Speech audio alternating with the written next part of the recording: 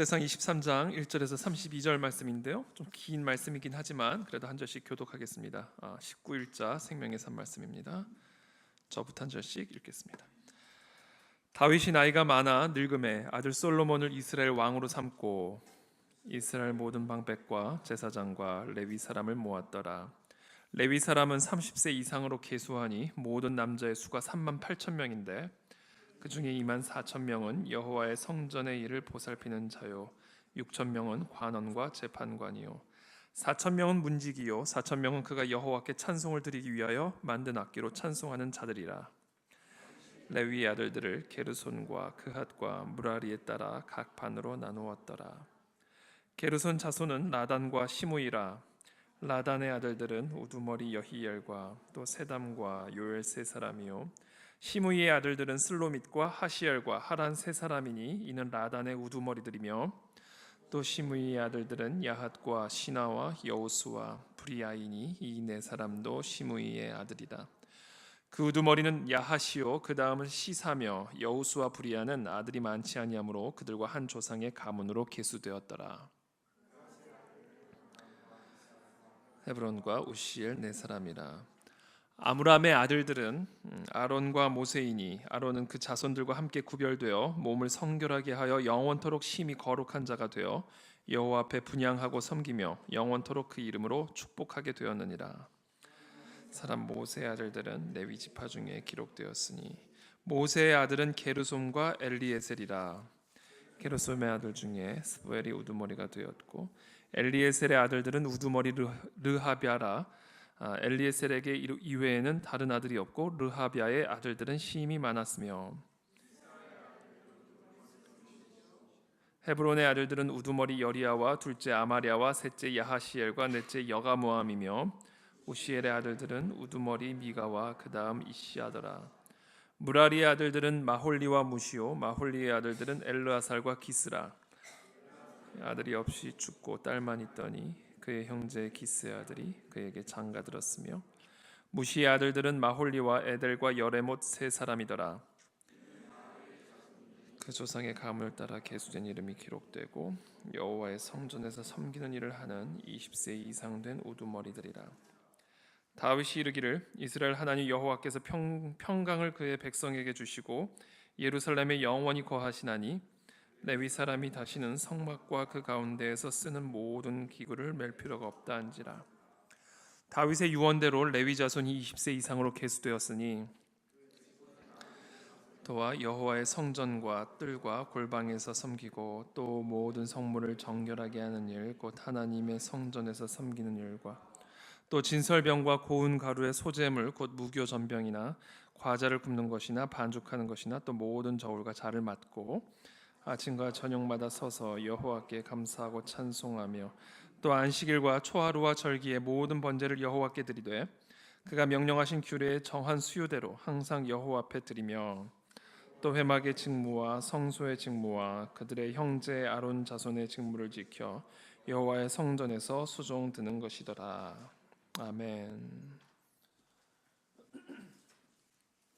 네, 오늘 아주 긴 말씀이죠. 오늘 이야기는 이제 레위 사람에 대한 그 레위 자손들에 대한 기록이 쭉 나와 있습니다. 레위 자손은 우리가 잘 알다시피 레위 지파는 여호와의 전을 섬기는 그런 지파였죠. 제사를 돕고 또 성전을 지키는 그래서 특별히 구별된 지파였습니다. 이 레위 지파에 대한 기록이 쭉 나와 있는데 오늘 이 긴 본문 중에 가장 오늘 제가 집중적으로 나누고자 하는 핵심 구절은 13절의 말씀입니다. 아므람의 아들들은 아론과 모세이니 아론은 그 자손들과 함께 구별되어 몸을 성결하게 하여 영원토록 심히 거룩한 자가 되어 여호와 앞에 분향하고 섬기며 영원토록 그 이름으로 축복하게 되었느니라. 레위 지파, 레위 자손, 특별히 여기서는 아론과 모세에 대한 그리고 그 자손들에 대한 이야기인데 특별히 레위 지파는 전체적으로 보았을 때 이와 같이 특별히 구별되어서 여호와 앞에 분향하고 섬기는 그와 같은 지파로 그와 같은 자손으로 구별이 되었다라는 겁니다. 저는 오늘 이 교회를 섬기는 직분자의 사명에 대한 주제를 가지고 오늘 함께 좀 말씀을 나누고자 합니다. 레위 지파는 성전을 지키는, 섬기는 직분자였죠. 그와 같은 사명에 대한 이야기를 오늘 본문이 전체적으로 설명을 하고 있습니다. 오늘날은 모두가 레위 지파죠. 어떤 분들은 목사만 레위 지파라고 생각하고 목사만 자꾸 일을 시키려고 하는데, 아니, 우리 모두가 다 왕 같은 제사장들이죠. 왕 같은 제사장들. 그러니까 여호와를 섬기고 여호와 앞에 분향하고 여호와의 전을 섬기는 일에 있어서 구분이 없습니다. 우리가 그리스도의 자녀가 되어서, 하나님의 자녀가 되어서 그리스도의 몸된 교회의 지체가 된 우리 모두는 다 직분자고 다 레위 지파예요. 다 사명자입니다. 예외가 없어요. 그러므로 우리가 교회에 와서 누리려고만 하는 생각은 잘못된 생각인 겁니다. 교회에 와서 나는 누리기만 해야지라는 생각은 잘못된 생각이에요. 그건 옳지 않은 생각입니다. 그건 레위 지파의 직분을 망각하는 생각이에요. 저는 오늘 저와 여러분들에게 주시는 하나님의 말씀, 교회를 섬기라 겁니다. 교회를 섬기라. 어떤 모양으로든. 그래서 혹시 우리들 가운데 교회를 섬기는 부분이 없다, 나는 지금. 뭐라도 찾게 되기를 축복합니다. 뭐라도. 큰 일이 아니어도 돼요. 뭐라도 내가 교회를 위해, 예배를 위해, 이곳에서 드려지는 제사를 위해 나는 뭐를 감당할 수 있을까? 나는 또 뭐를 감당해야 할까? 한 사람도 예외 없이 우리는 다 레위 지파의 직분을, 제사장으로서의 직분을 받은 사람들이다라는 거예요. 이 사명을 의미하는 헬라어 디아코니아라는 단어가 있습니다. 이 사명을 의미하는 단어인데요. 이 디아코니아라는 단어의 핵심 의미는 봉사와 섬김을 의미합니다. 봉사와 섬김이 본질이에요. 여기 보면 오늘 13절에도 보면 여호와 앞에 분향하고 섬기며, 섬기는 일이에요. 섬기는 일. 그러니까 우리가 교회 생활을 하는 데 있어서, 성도로서 신앙 생활을 하는 데 있어서 교회의 일원으로서 섬기는 일이 있어야 되는 거예요. 뭐라도 그렇죠? 조그만 일이라 할지라도. 그게 교회를 섬기는 성도들의 사명이다라는 겁니다.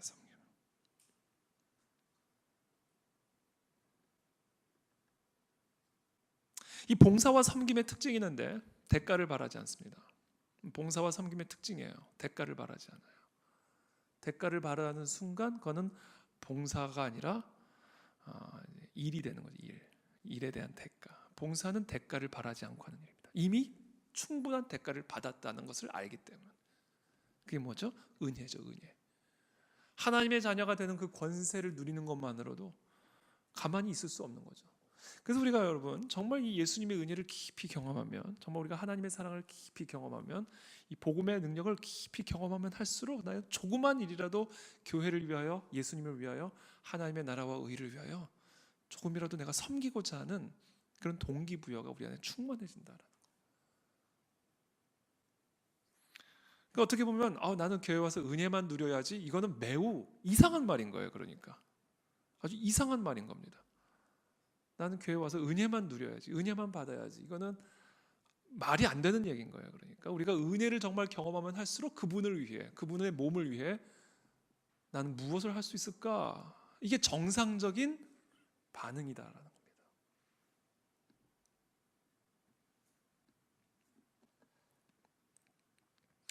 이 디아코노스의 또 다른 의미가 있는데 그것은 직분이란 단어예요. 직분. 계급이 아니라 직분. 목사, 장로, 권사, 집사, 이런 교회 직분들이 있죠. 이 직분이 주어지는 이유는 바로 이 봉사와 섬김을 위해서 주어지는 직분이다라는 거예요. 봉사와 섬김. 근데 많은 경우 교회의 직분을 계급으로 오인하고 있죠. 아닌데. 절대로 그게 아닌데. 이 교회의 직분을 계급으로 생각하기 때문에 뭐 계속 승진을 해야 되는 예? 전도사가 되면 목사로 승진을 해야 되고 부목사로 있으면 담임 목사로 승진을 해야 되고 조그만 개척교회에 있다가는 뭐 중형교회 그 다음은 대형교회로 승진을 해야 되고 이런 승진의 개념을 생각한단 말이에요. 형제 또는 자매가 집사로 승진하고 그러다가 장로 또는 권사로 승진하고 그렇게 명예롭게 은퇴하는 요 개념을 갖고 있는 거예요. 그건 절대로 잘못된 개념이다라는 거죠. 여러분 우리가 천국 앞에 갔을 때 직분 가지고 자리가 달라지겠어요?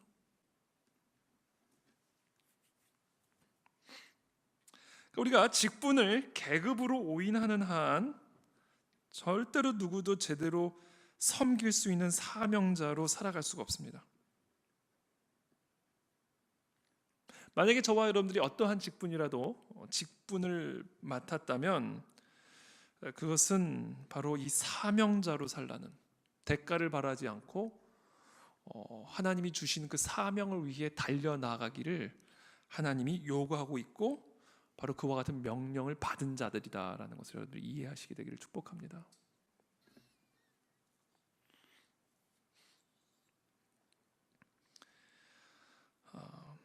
그래서 오늘 이 역대상 23장 13절에서는 이렇게 얘기합니다. 아므람의 아들들은 아론과 모세이니 아론은 그 자손들과 함께 구별되어 몸을 성결하게 하여.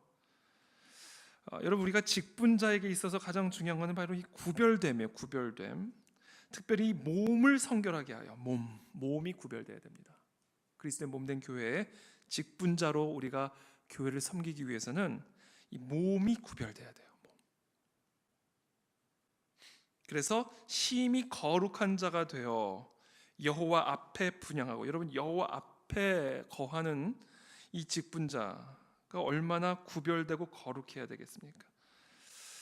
그래서 오늘 이 본문에서 강조하는 이 직분자의 조건이랄까요?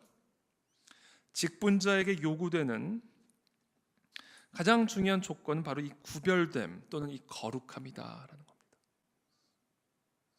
그래서 우리가 성도라고 부르는 거예요. 성도, 거룩한 무리들, 구별된 무리들. 저는 이 자리에 있는 우리 모든 사랑하는 성도분들이 거룩하게 구별되기를 축복합니다. 우리의 몸이 구별돼야 돼요.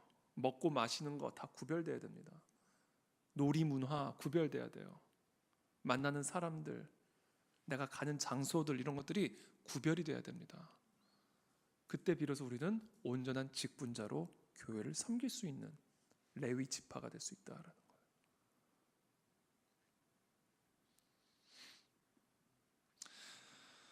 특별히 디모데전서 3장에 보면 이 여호와와 여호와의 성전, 교회, 그리스도의 몸된 교회를 섬기기 위해서 구별된 자에게 요구되어지는 요건들, 조건들이 쭉 설명이 되어 있습니다. 우리 디모데전서 3장 말씀을 한번 같이 펴보겠습니다.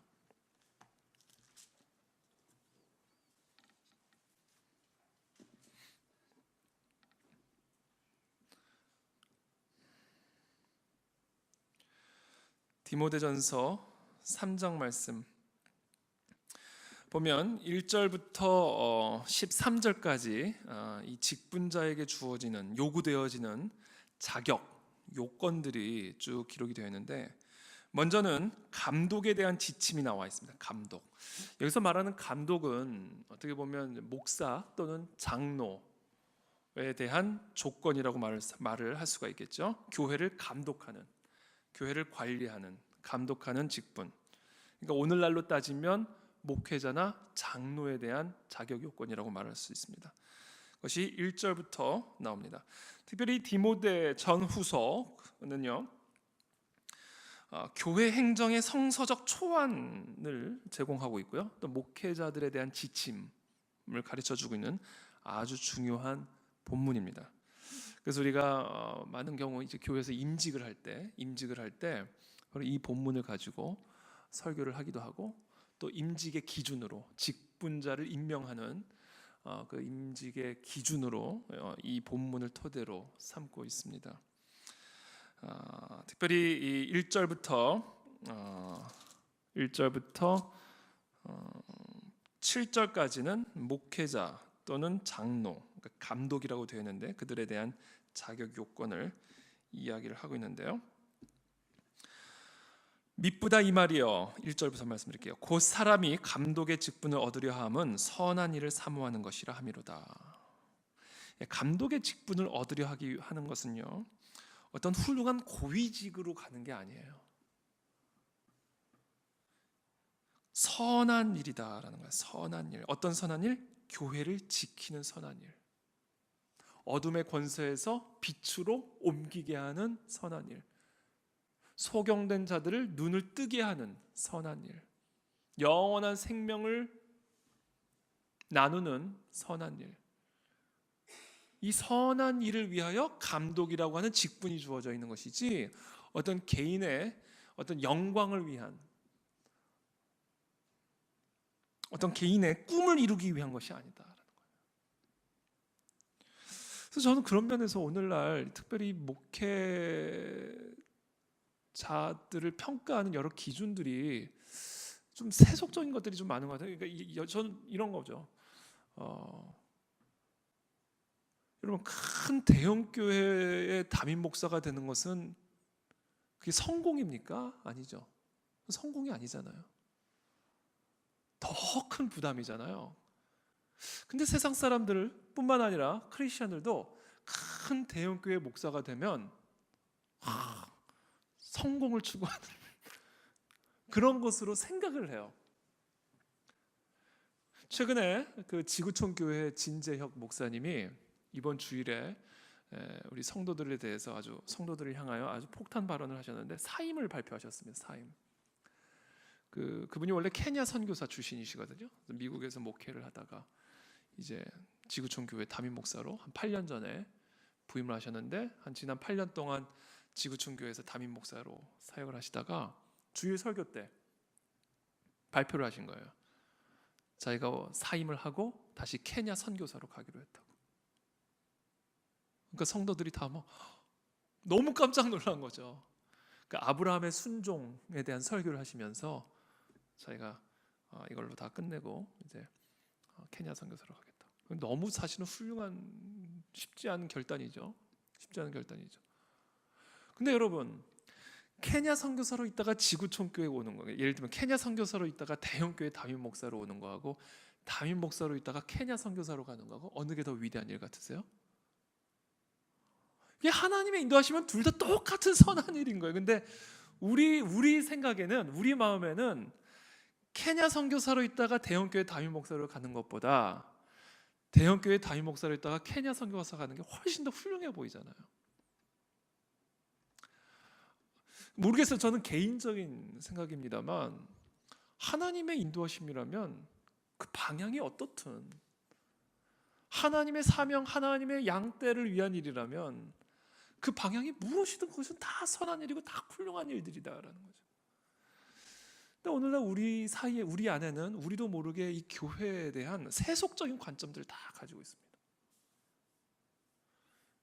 그래서 대형 교회는 높은 자리에 가는 거, 선교지는 낮은 자리에 가는 거. 제가 물론 전 선교자를 가보지 않았지만 대형 교회 목사님도 만만치 않게 힘들 거예요. 여러분, 어떻게 힘들겠습니까? 그러니까 우리가 이런 관점들도 우리가 다 우리 안에 팽배해 있는 것이, 이게 다 이 직분에 대한 오해다. 계급. 케냐 선교사는 낮은 계급, 대형 교회 담임 목사는 높은 계급. 이게 다 어떻게 보면 세상적인 관점이 아닌가. 물론 저는 그분의 결정이 참 훌륭한 결정이고 위대한 결정이다. 단 그것이 하나님의 뜻 때문이라면. 여러분, 얼마든지 대형 교회에 있다가 저 오지에 가는 거 나의 명예와 영광을 위해서 얼마든지 하세요. 얼마나 큰 박수를 받겠어요. 그러니까 방향이 어떻든 간에 그거는 인간의 관점에서나 아프리카와 서울 대형 교회 높낮이로 보이지 하나님의 관점에서 보면 그건 다 똑같은 하나님의 뜻, 선한 일들이란 말이에요. 그래서 우리 사회에서 저는 세습이라는 단어 별로 안 좋아하는데, 미국 같은 경우는 아버지가 하던 일들을 얼마든지 사실은 아들이 물려서 그 일을 이어가 참 아름다운 일들이죠. 사실은 저는 되게 아름다운 일이라고 생각을 하거든요. 근데 저 오지에 있는 개척교회를 해가지고 오지에 있는 교회를 하다가 아들에게 물려주면 선한 일이고, 대형 교회를 이루었다가 그의 사명을 자기 아들에게 물려주면 그것은 악한 세습 탐욕의 일이고, 저는 그 구분을 저는 솔직히 저는 납득하기 좀 어렵다라는 거죠. 납득하기. 얼마나 큰 어려운 일이겠어요, 사실. 그러니까 물론 저는 지금 큰 교회든 작은 교회든, 요새 특별히 우리 오늘 우리 사회에서 이 큰 교회에 이 어떤 아들에게 그 담임 목사직을 물려주는 문제로 사실은 종종 시끄러운 일들이 일어나고는 있지만, 그 절차의 문제라면 또 별개의 문제. 정말 절차를 다 무시하고 마치 자기 교회가 자기 것인 양 모든 성도들의 의견이나 교회 안의 절차들을 다 무시하고 어떻게 해서든지 아들을 또는 어떻게 해서든지 가족에게 물려주기 위해서 수를 쓰는 것은 그건 다른 얘기죠. 그러나 저는 그런 어떤 관점들 있잖아요. 그런 어떤 관점들, 마치 그 재벌이 자기 아들에게 물려주는 것처럼 목사직을 그렇게 판단하는 것도 저는 문제다. 그래서 좀 건강하지 않은 관점이 교회 안팎에 있다. 이 직분을 바라보는 그닥 건강하지 않은 관점들이 교회 안팎에 다 존재하고 있다라는 거죠. 분명히 오늘 우리가 좀 가져야 될 것은 이 교회의 직분이라고 하는 것은 선한 일을 위한 일이다라는 거예요. 그것이 인간의 눈 또는 세상의 기준으로 봤을 때 화려한 일이든 높은 일이든 큰 일이든 그건 다 세상에서나 그렇지 하나님 보시기엔 다 하나님의 일이죠. 하나님의 일에 크고 작은 게 어디 있어요? 이 관점이 우리 안에 회복이 될 때 오히려 우리에게 주어진 작은 일도 하나님의 일을 위해서 헌신할 수 있는 진정한 섬김과 봉사와 직분이 가능해진다는 거죠. 그래서 저는 지금 이 교회를 향한 이 안팎의 비난이나 공격들 또는 찬사들, 이 모든 것들이 저는 조금 건강하지 않은 측면이 좀 있다. 저는 좀 그렇게 좀 봅니다. 세상적인 관점으로 보는 측면이 우리 안에 있다. 그래서 저는 지금 대형 교회 세대 교체라는 단어를 좀 더 좋아하는 편입니다만, 이렇게 직분을 가족에게 물려주거나 큰 교회에 있다가 저 선교지로 가는 거 이런 것들에 대해서 제가 어떻게 좀 옹호하거나 또는 비판하고자 하는 얘기가 아니라, 우리 안에 우리도 모르게 이 교회의 직분이라고 하는 것을 세상적인 관점과 기준으로 보는 측면들이 있다라는 것을 제가 말씀을 드리고 싶었던 거예요. 그래서 이것은 다 선한 일을 사모하기 위해서 직분을 얻으려는 것이다. 그래서 저는 축복합니다. 우리가 인간의 눈으로 보기에 그것이 작은 일이든 큰 일이든 그 관점을 우리는 끊임없이 내려놓아야 돼요. 자꾸 내려놔야 됩니다. 저는 지금 여기 한 몇 분 계신지 제가 세보진 않았지만 30분? 저는 3만 명이 모인 것처럼 생각합니다. 그거는 의미가 없는 거잖아요. 그러니까 저도 스스로 계속 그 관점을 유지하기 위해 노력하는 거죠. 어떻게 3만 명하고 30명하고 똑같아요? 다르죠. 솔직히 말하면 3만 명 앞에 설 때 마음가짐과 30명 앞에 설 때 마음가짐이 어떻게 똑같을 수 있겠어요? 다르죠.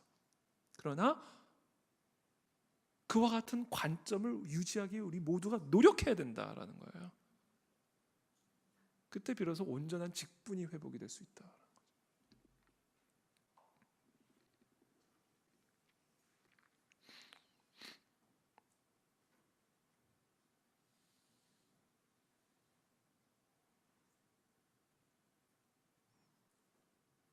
그러면서 2절부터 이 감독에게 요구되어지는 조건들을 설명합니다. 그러므로 감독은 책망할 것이 없으며 한 아내의 남편이 되며 절제하며 신중하며 단정하며 나그네를 대접하며 가르치기를 잘하며. 좀 차근차근 간단하게만 짚고 넘어가요. 첫 번째, 감독은 책망할 것이 없어야 된다라는 거예요. 그럼 책망할 게 없는 사람이 어디 있겠어요? 그러나 비교적 추문이 있으면 안 돼. 추한 소문이 있으면 안 됩니다. 그 사람에 대한. 왜냐하면 그와 같은 추문 또는 책망할 것이 있으면요, 그 사람이 맡게 될 직무의 비난을 초래할 가능성이 크죠. 예를 들면 설교자에 대한 추문이 돈다. 그럼 그 사람의 설교가 영향력이 있을 수가 있겠습니까? 책망할 것이 없어야 된다라는 거. 책망할 것이 없어야 된다. 또 한 아내의 남편이 되어야 된다. 절대로 두 아내가 있으면 안 돼요. 또는 이혼을 쉽게 이렇게 하는 그런 어떤 사람이면 안 됩니다. 이것은 어떻게 보면 이 남편으로서의 어떤 성실함 또는 남편으로서의 정직함 이런 것들이죠. 외도 뭐 이런 거 절대 안 되는 거죠. 절제하며 신중하며 단정하며. 절제와 신중과 단정. 여러분, 절제하고 신중하고 단정하려면요, 가장 기본적으로 뭐가 필요한지 아세요? 부지런해야 됩니다. 부지런하지 않은 사람은 절대로 절제 못해요. 얼마나 우리 안에 이게 많은데요. 욕망이라든지 혈기라든지 이런 것들이 끊임없이 나오는데, 게으른 사람은요, 그거 그냥 내버려둬요. 게을러, 그거 다 잡기가. 그냥 막 나와, 그죠? 그러니까 여러분, 절제하고 신중하고 단정하려면요, 기본적으로 부지런해야 됩니다. 부지런해야 돼요. 늦잠 자면 안 돼요. 늦잠 자는 사람이 어떻게 절제할 수 있고 신중하고 있고 단정할 수가 있겠어요? 게으르면 안 된다는 거죠. 왜냐하면 마귀는 우는 사자같이 두루 다니는데, 게을러 보세요. 어떻게 그 마귀와 싸워요? 그러니까 자기 관리에 철저한 사람이 돼야 된다는 거죠. 자기 관리, 자기를 돌아보고 자기를 살피고, 그래서 자기를 관리하는데 철저해야 된다는 것을 의미하는 겁니다. 절제와 신중함과 단정함. 기본적으로 부지런해야 된다는 거죠. 또 나그네 대접하기를 잘하고. 인색하면 안 된다. 그러니까 나그네를 대접 잘해야 된다는 얘기는 이제 인색하지 않은 거죠. 인색, 베풀 줄 아는 사람. 곤란에 처한 사람들을 그냥 못 본 채 지나가지 않고, 도움을 필요로 하는 자들을 못 본 채 하지 않고,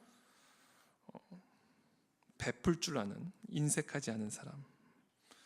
기본적으로 인색하면요, 남을 섬길 수가 없죠. 봉사하기가 어렵죠. 또 이야기합니다. 가르치기를 잘하며. 가르치기를 잘해야 된다라는 겁니다. 그러니까 하나님이 나에게 주신 지식들을 잘 가르쳐 줄 수 있는 사람이어야 돼요. 내가 경험한 영적인 깨달음들을 사람들하고 잘 효과적으로 나눌 수 있는 사람이 되어야 됩니다. 잘 가르친다는 것은요, 또 어떤 면에서는 잘 들을 수 있는 사람이라는 것을 의미하기도 해요. 잘 가르치는 사람은 끝까지 처음부터 주입시키는 사람이 아니에요. 그 사람의 필요도 잘 파악하고, 그 사람의 반응도 좀 살필 줄 알고, 그 사람의 필요가 뭔지를 알면서 그 사람들의 반응을 살펴보면서 적절한 말로 세우고 가르치고 살리는. 이거는 어떻게 보면 상호작용이에요. 일방적으로 내가 갖고 있고 내가 경험하고 내가 배운 것들을 그냥 쏟아붓는, 그게 가르치기를 잘하는 게 아니라,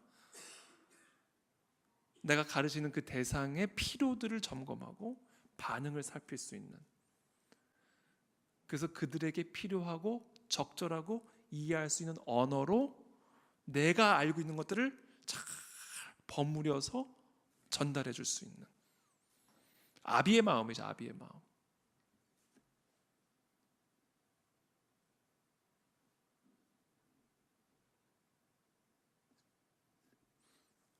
술을 즐기지 아니하며. 3절에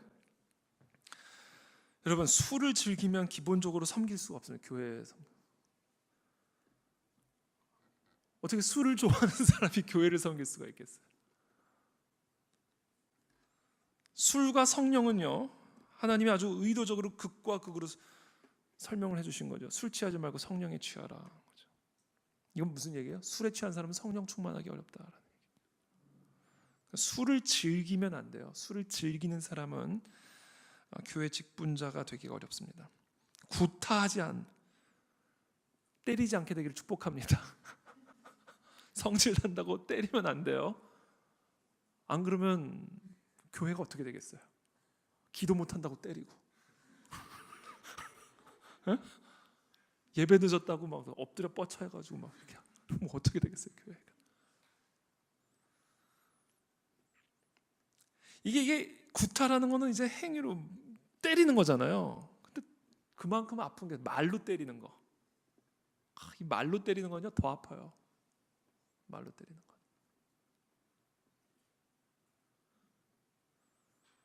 이 언어 구타가 이게 보통 아픈 게 아닙니다.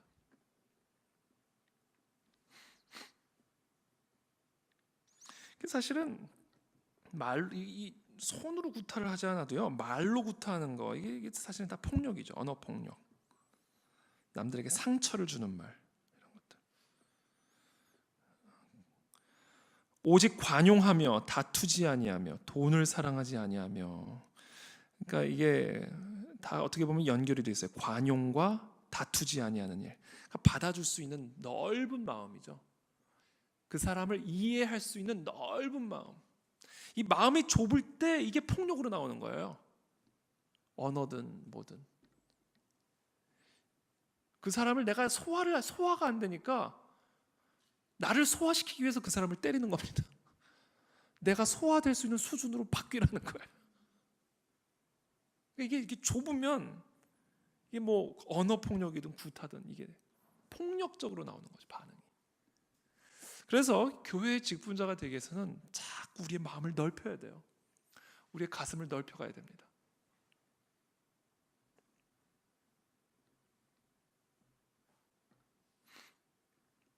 4절 5절에 또 이렇게 얘기합니다. 자기 집을 잘 다스려 자녀들로 모든 공손함으로 복종하게 하는 자라야 할지며. 집을 잘 다스리는 것. 특별히 감독의 가정은 다른 가정의 좋은 본보기가 되어야 됩니다. 특별히 자녀들을 잘 키워야 되죠. 이게 쉽지 않은 일이죠, 사실은. 나는 열심히 신앙생활을 해도 자녀는 내 뜻대로 안 되는 게 어려운 거잖아요. 근데 이 교회를 감독하기 위해서는 자기 집을 잘 다스리는 자, 특별히 자녀들로 모든 공손함으로 복종하게 하는 자라야 할지며. 모든 공손함으로 복종하게 하는 자녀들. 그것이 어떻게 보면 그 직분자에 이렇게 주어지는 요구되어지는 조건이다라는 겁니다. 특별히 3장 6절에서 7절에 이렇게 얘기합니다. 새로 입교한 자도 말지니 교만하여져서 마귀를 정죄하는 그 정죄에 빠질까 하며.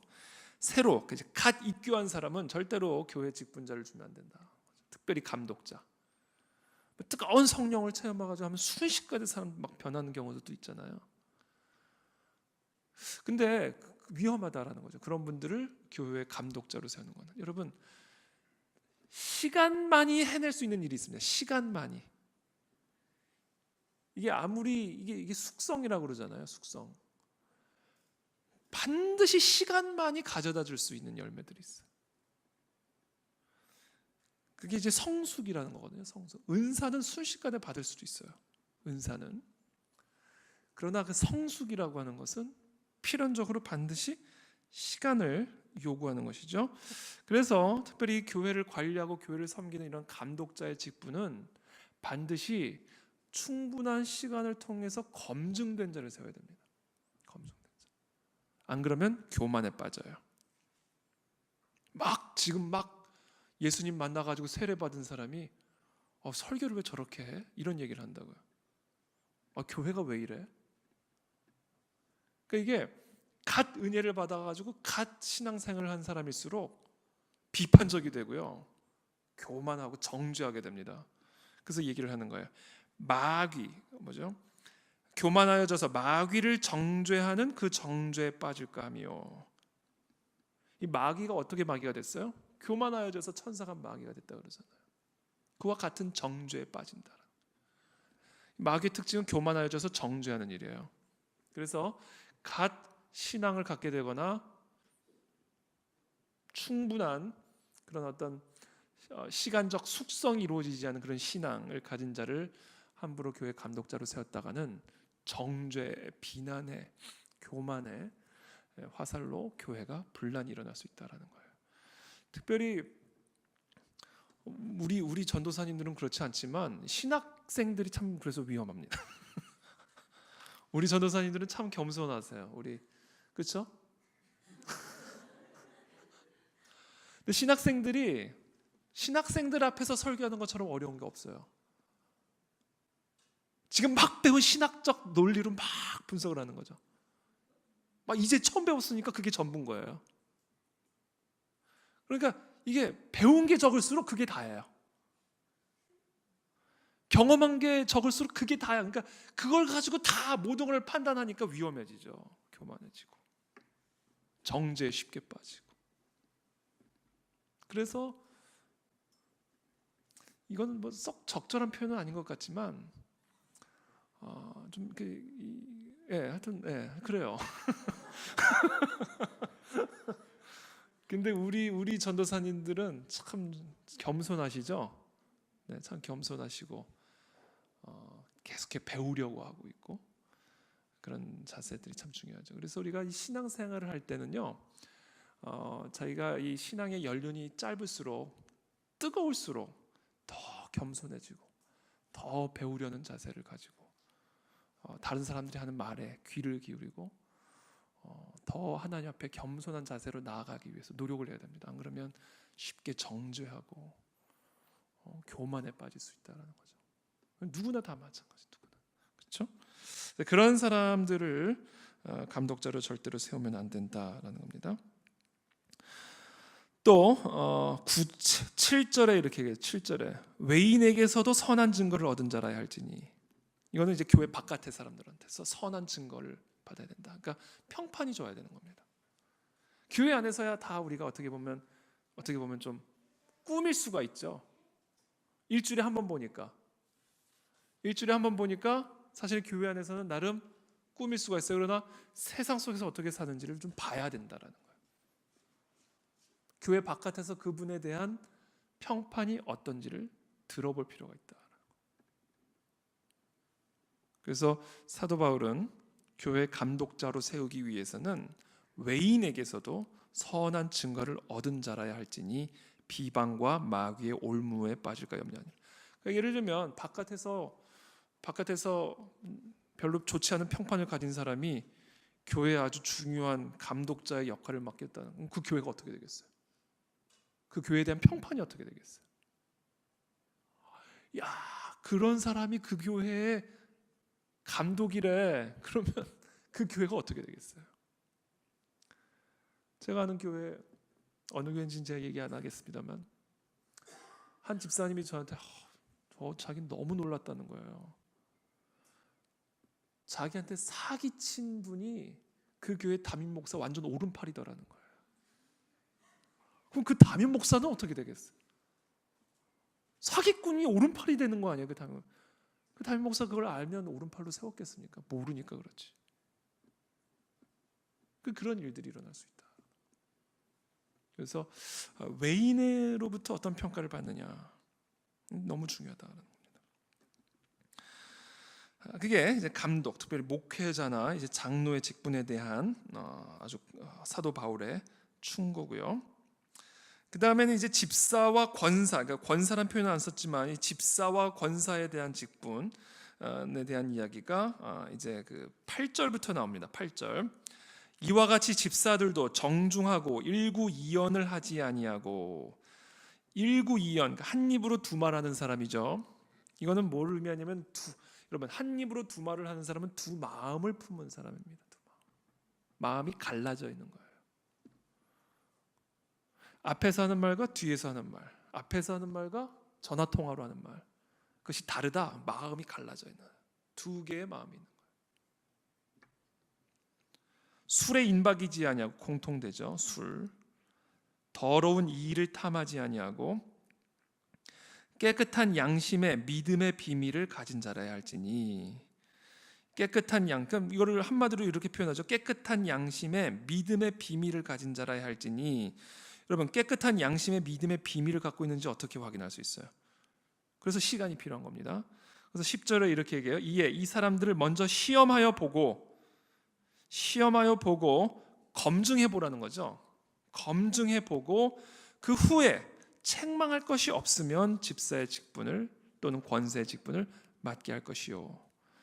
특별히 11절에 여자들도 이와 같이 정숙하고 모함하지 아니하며, 여기서 말하는 여자는요, 일단 이 당시만 해도 이제 남자 중심적인 직분이었기 때문에, 근데 이건 일단 기본적으로는 아내를 의미합니다. 그 남자의 아내들도 살펴보라는 거예요. 그 직분자의 아내들도 살펴봐야 된다는 거예요.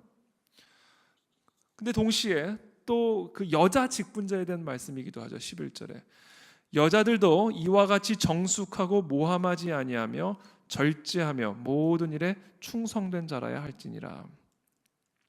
집사들은 한 아내의 남편이 되어 자녀와 자기 집을 잘 다스리는 자일지니 집사의 직분을 잘한 자들은 아름다운 지위와 그리스도 예수 안에 있는 믿음의 큰 담력을 얻느니라. 기본적으로 감독하고는 뭐 큰 차이가 없어요. 사실은 역할이 다를 뿐이지. 그러니까 이 감독의 역할은 이 교회를 관리하고 특별히 기도와 말씀에 전념하는 이 목회자, 특별히 이 기도와 말씀에 전념하는 그 직분이 사실은 감독에게 주어진 직분이죠. 원래 이 집사의 직분이 처음 나오게 된 것이 사도행전 6장에 나옵니다. 사도행전 6장에 보면 헬라파 유대인들이 자기의 과부들이 매일의 구제에서 빠지자 히브리파 사람들을 원망하게 되죠. 교회 안에서 이 구제의 문제, 음식을 공급하는 이 음식을 접대하는 이 문제로 히브리파 그리스도인들과 헬라파 그리스도인들 간에 갈등이 일어나게 됩니다. 그때 12사도가 모든 제자를 불러 이르되 우리가 하나님의 말씀을 제쳐놓고 접대를 일삼는 것이 마땅하지 아니하니 형제들아 너희 가운데서 성령과 지혜가 충만하여 칭찬받는 사람 7을 택하라. 우리가 이 일을 그들에게 맡기고 우리는 오로지 기도하는 일과 말씀 사역에 힘쓰리라 하니. 그러니까 지금 이 집사의 직분은 결국은 무엇을 보면 특별히 교회 행정 또는 접대하는 이와 같은 일들, 바꿔 말하면 오늘 이 본문 말씀 좀 쉽게 말하면 사도들이 기도와 말씀에 전념하게 하기 위해서 그 외의 제반의 일들을 도맡아 감당하는 역할, 이게 집사의 직분이죠. 그렇게 함으로써 사도들이, 목회자들이 기도와 말씀에 전념하여 하나님의 말씀이 점점 왕성하여 예루살렘에 있는 제자의 수가 더 힘이 많아지고 허다한 제사장의 무리도 이 도에 복종하니라. 바로 이것이 집사의 직분이다라는 겁니다. 그래서 오늘 이 예배를 위한 섬김과 헌신이라고 하는 역대상의 이 말씀, 이 레위 지파에게 주어진 이 직분의 사명들을 우리가 묵상하면서 오늘날 이 시대의 교회, 이 교회 안에 세워지는 이 직분자에 대한 말씀, 그 직분자에게 요구되어지는 성결함, 거룩함에 대한 말씀을 디모데 전서를 통해서 우리가 함께 나누었습니다. 오늘 결론적으로 이야기를 드린다면 건강한 교회는, 그리고 진정한 참된 교회는 모든 성도들이 교회의 직분자로서 교회를 아름답게 겸손하게 섬기는 그와 같은 교회가 그리스도의 아름다운 몸된 교회다라는 겁니다. 그래서 오늘 전 첫 번째 여러분들에게 말씀드리고 싶은 것은 어떤 식으로든 섬기게 되길 축복합니다. 큰 일, 작은 일이 없어요. 설교는 큰 일이고 다른 청소하는 일은 작은 일이고, 모르겠어요. 물론 설교가 중요하죠. 그러나 청소가 안 되면 또 설교가 그만큼 제대로 이루어질 수가 없겠죠. 이게 어떻게 보면 다 어우러져서 중요한 하나님의 일이 되는 겁니다. 다 같이 함께. 만약에 여기서 엔지니어가 제대로 뒤에서 일을 안 해준다면 제가 아무리 설교를 열심히 해도 그것이 여러분들에게 제대로 전달이 되겠어요? 그러니까 어떻게 보면 모든 일들이 다 아우러져서 정말로 귀한 선한 일들을 우리가 함께 도모하게 되는 거예요. 그래서 각자에게 주어진 역할과 은사에 따라 각자에게 주어진 사명들을 감당할 때 하나님의 말씀이 점점 왕성하여 그리스도의 도 앞에 복종하는 선한 열매들이 일어날 수 있다는 거예요. 그래서 이와 같은 선교의 역사, 전도의 역사들이 더 강력하게 일어나는 교회가 되기 위해서라도 저 혼자 열심히 설교를 준비하는 것만으로는 안 된다라는 거예요. 각자가 각자의 은사에 따라 합당한 직분을 가지고 섬김이 이루어져야 된다. 그래서 저는 오늘부터 여러분들이 어떠한 일이라도, 조그만 일이라도 교회를 위하여, 예배를 위하여, 하나님의 나라를 위하여 섬길 수 있는 일 하나를, 또는 두 개를, 또는 세 가지를 여러분들이 교회 안에서 찾게 되기를 축복합니다. 두 번째, 직분은 그냥 일이 아니에요. 하나님의 일이에요. 그래서 그 일을 감당하는 사람이 합당한 거룩을 가져야 됩니다. 성결함을 가져야 돼요. 성결함. 성결 형제님처럼 성결함을 가지고 그 일을 감당해야 됩니다. 저는 이 자리에 계신 우리 모든 성도분들이 성도라는 그 말처럼 거룩하고 구별됨의 회복이 일어나게 되기를 축복합니다. 세 번째, 마지막으로 축복하고 싶은 것은 우리 교회가 정말 아름다운 하나님의 직분자들로 충만하여 견고하게 세워질 수 있도록, 그리고 특별히 디모데 전서에서 이야기한 이와 같은 직분자들이 세워져서 정말 하나님의 나라와 의를 위하여 정말 거침이 없이 달려나갈 수 있는 그런 교회가 될 수 있도록 여러분들이 기도해 주시기를 부탁을 드립니다. 시간이 많이 지나가는데요, 우리 함께 이 시간 특별히 오늘 이 주신 말씀을 가지고 함께 기도합니다.